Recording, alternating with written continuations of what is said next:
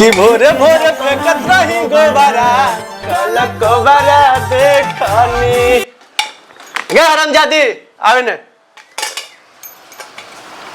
देखो चावल सब कुछ कर दिए हैं, डाल दिए सब कुछ, सब डाल दे लुक है।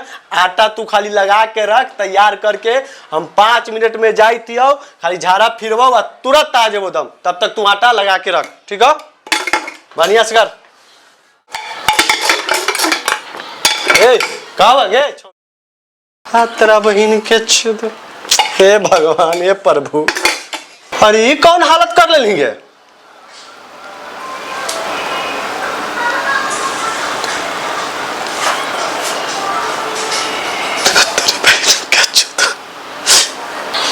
बताई बे आटा साने तोरा कलू खल तू ही तो बोले रहा कि आटा लगा के रख।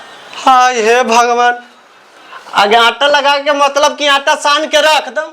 बकलोले का मैया बाबू ना का कुछ सिखाई लही एकरा। हाँ तेरा बहन के छुद।